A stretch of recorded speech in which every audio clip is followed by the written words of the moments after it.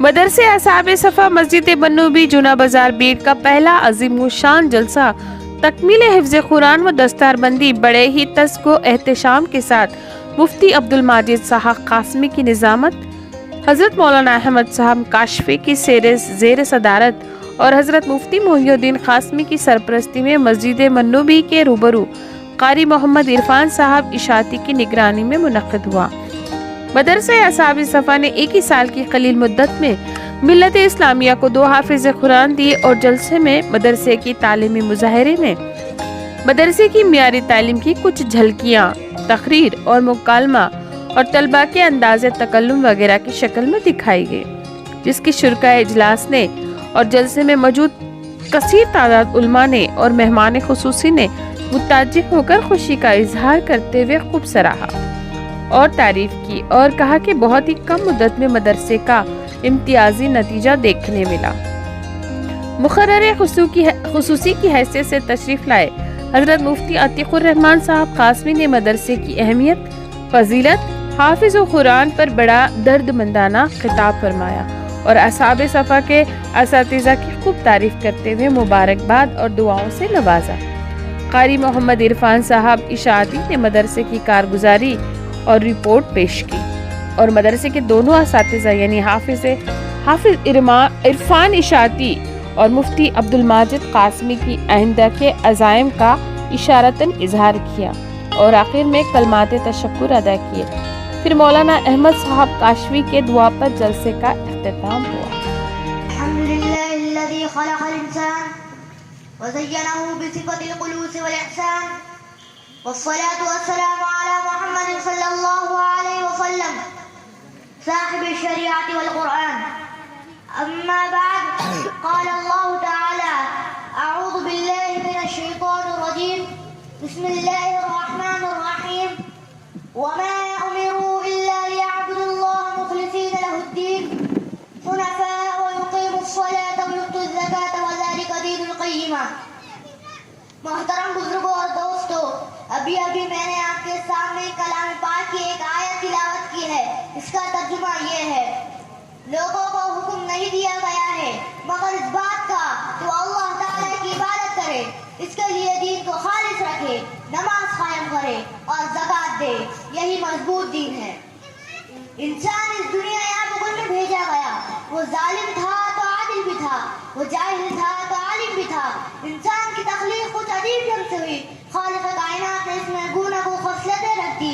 अगर खुदा के इनकार पर उतर आया तो फरौन शद्दाद बन गया और अगर इताअत पर उतर आया तो फरिश्तों से भी बाजी ले गया।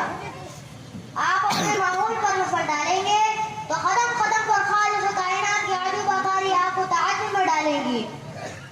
इंसान किस तरह अल्लाह ताला की खुशनुदी हासिल करता है और किस तरह नहीं, कुरान मजीद में इस सिलसिले में बहुत कुछ कहा गया है, लेकिन अगर इसका खुलासा चंद अल्फाज में अदा किया जाए तो कहा जा सकता है कि अगर इंसान अल्लाह ताला के अहकाम पर अगर दिल से अमल करता है तो रज़ा इलाही का मुस्तहिक है।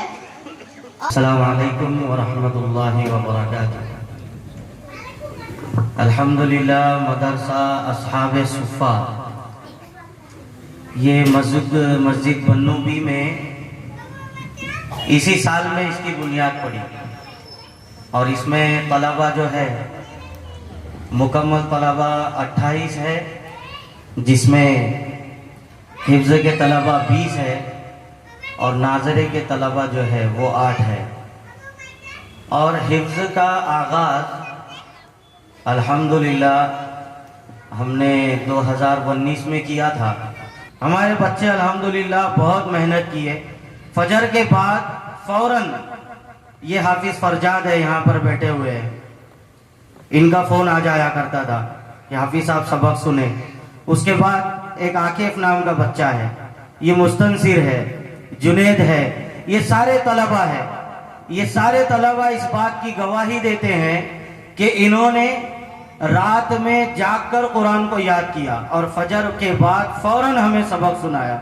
आज अल्लाह का करम है कि लॉकडाउन जैसी कड़क सूरत हाल के अंदर में भी हाफिज इरफान साहब इशाती ने और मुफ्ती अब्दुल माजिद साहब कासमी ने इन 30 बच्चों के ऊपर में वो मेहनत की, वो जिद्दोजहद की कि जिसकी वजह से آج یہ مدرسہ اصحاب صفا ہمارے سامنے دو خوشنما حافظ قرآن بنا کر جو ہے تو پیش کر رہا ہے.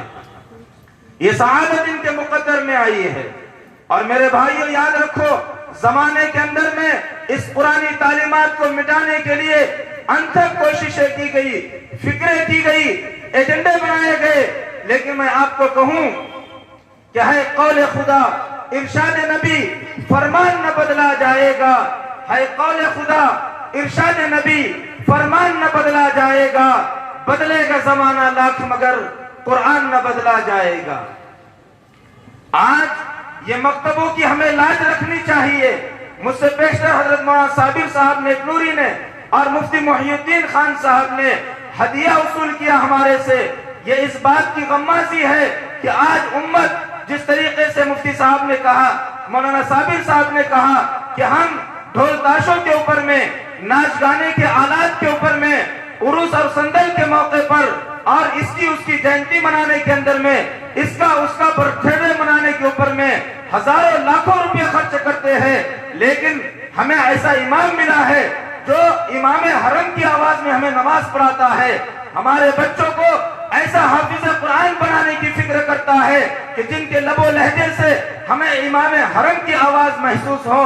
لیکن آج امت کا حال یہ ہے کہ یہاں پر پیسہ خرچ کرنا چاہیے تھا, یہاں پر آپ کا مال اللہ دیکھتا ہوا, اللہ یہاں پر آپ کے مال کو قبول کر رہا ہوتا. لیکن دیکھنے میں آیا کہ لوگوں کی اور بلکہ تمام لوگوں کی آج نظریں یہ ہے کہ ان کے اوپر میں خرچ کرنے کے بجائے ایسی جگہ پر اپنا مال خرچ کر رہے ہیں جس کے اوپر میں ہم ثواب کی امید بھی نہیں رکھ سکتے. میرے بھائیو حدیث میں ہے خیرکم من تعلم القرآن وعلما, تم میں سب سے بہترین وہ ہے جو قرآن کو سیکھے اور دوسروں کو سکھلائے. مساجد اور مدارس کے نظام کو بہتر بنانے کے لیے اپنا قیمتی سرمایہ خرچ کرے. شادی بیاہ دیگر تقریبات پر کم سے کم خرچ کرنے کا مزاج بنائے.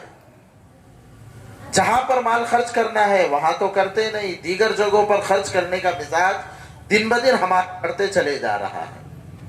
جیسے آپ کی خوش طبع کے لیے ایک بات عرض کروں, ہم لوگ پیدا سوالات بھی بہت پوچھتے ہیں, کام کے سوال رہ جاتے. جیسے ایک صاحب مسجد کے امام صاحب سے پوچھا کہ حضرت عیسیٰ علیہ السلام کہاں ہے؟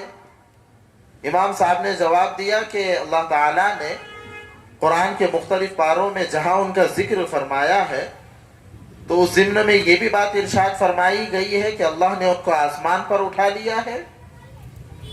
کہا بہت اچھی بات ہے. پھر سامنے والے نے پوچھا کہ اب آسمان پر اگر ہے تو کھانے پینے کا ان کا کیسا نظام بنتا ہوگا, ان کو بھوک بھی تو لگتی ہوگی, کھانے پینے کی ان کی کیا ترتیب ہے؟ تو امام صاحب نے کچھ دیر سر کو جھکایا اور اس کے بعد سر اٹھا کے کہا کہ وہ اللہ کے حکم سے اٹھا لیے گئے تو یقیناً ان کے رزق کا انتظام اللہ نے کیا ہوگا. تجھے ان کی بڑی فکر ہے اور میں کتنے دن سے اس وقت پریشان ہوں, تجھے تو پوچھنے کی کبھی ضرورت ہی محسوس نہیں کہ جس نسبت پر ہم جمع ہیں وہ نسبت براہ راست اللہ سے نسبت ہے. سمجھ میں آ رہی کچھ بات؟ تھوڑا سا ادھر ادھر مت دیکھو, بچوں کو بولن دے. بچوں کا کام ہی ہے کھیلنا بولنا. یہ بیٹا تو ادھر دیکھ, ادھر دیکھو. اصل میں معاملہ یہ ہو رہا ہے, بہت بڑے بڑے بیانات ہو رہے, حضرت جی آئے, فلاں آئے اور یہ آئے اور چلے گئے.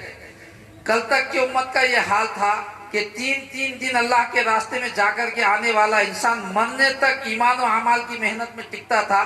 اللہ معاف فرمائے, ریمارک نہیں ہے, انگلی اٹھانا نہیں ہے, کسی کے اوپر میں تان و تشنیع نہیں ہے. مدرسے کی نسبت ہو یا دعوت کی نسبت ہو یا اور کوئی نسبت ہو, آج امت کے اندر میں احساس اور بیداری ختم ہو.